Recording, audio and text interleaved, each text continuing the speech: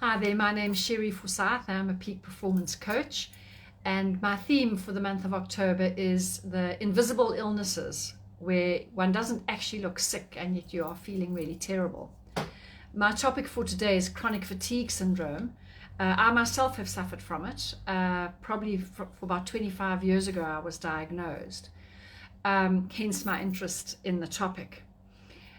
When you have chronic fatigue syndrome, or ME, obviously one of the major symptoms is just a fatigue that you can't actually describe to anyone else. When normal people say they're tired, they think they might, have a good night's sleep and they'll be fine the next morning.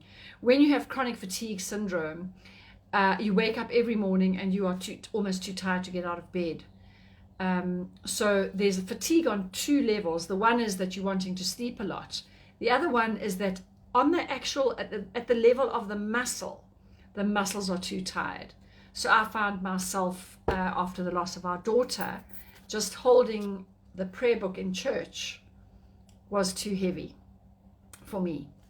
The interesting thing is when they actually test that muscle strength scientifically, the muscle is strong. So it's a very complicated disease, chronic fatigue. There's a lot of research being done into it now, and the research is tending towards the fact that there is actually a physical cause for chronic fatigue syndrome. When I was diagnosed sort of 25 years ago, it was considered to be all in your head and there's nothing actually wrong with you, and I was immediately put onto antidepressants, which I don't think I ever needed to be on. And it was considered to be a non-event. It was considered to be a non-illness. Many GPs didn't acknowledge that there was such a thing. But nowadays, there are young children who are developing chronic fatigue syndrome. Young children who have a huge desire to live. They're excited about what they're doing in their lives. And then many doctors will come back and just say, oh, they don't like school, and so they're just using it as an excuse not to go to school. So we need to open ourselves to realize that chronic fatigue syndrome, or ME, is a very, very real illness. I don't want to bore you with facts and figures. I rather want to come at it from a more human side. There's an unbelievably good movie called Unrest on Netflix, where a lady called Jennifer Bree, she does a documentary. She suffers herself from chronic fatigue syndrome, but she interviews lots of other people at different levels of chronic fatigue syndrome.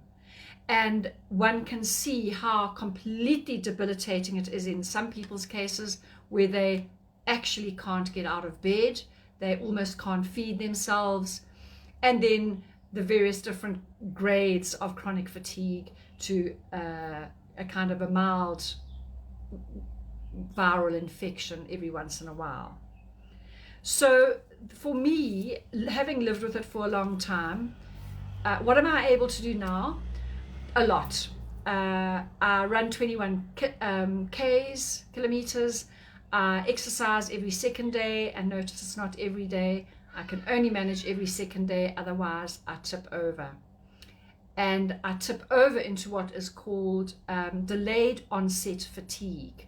So for a long time, I couldn't understand why, let's say today I'd have the energy and I would exercise, and I wouldn't feel tired during the exercise. I wouldn't even feel tired tonight. But in 2 days' time, it would hit me. And so I found in reading the most amazing book by a Dr. Tattelbaum called, the name has just escaped me now. I'll put it into the Facebook below. It showed me that there were lots of doctors that were scientifically testing this, and that it wasn't all in your mind. It is a very, very real thing, and it often does hit the people who are very active and very proactive and wanting to do lots of things.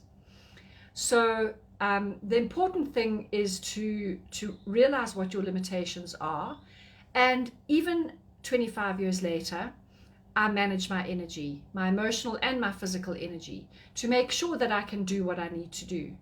So let me get back to the question of what can I do? I work a full day, a very long day. I'm very, very busy in my profession of life coaching. I exercise a lot. We socialize.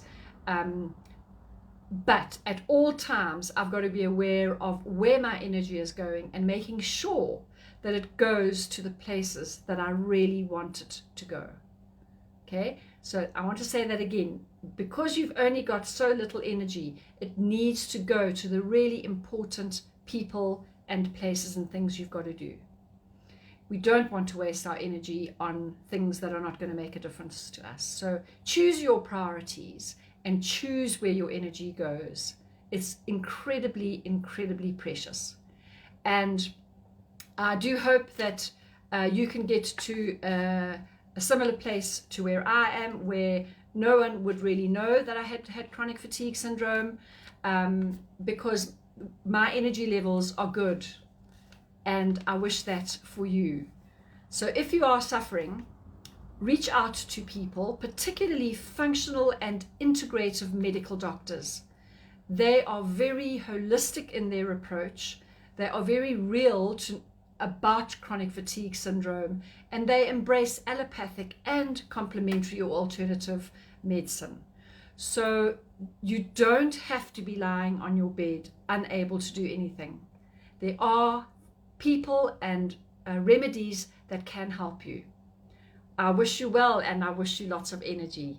As always, thank you so much for listening to this live video.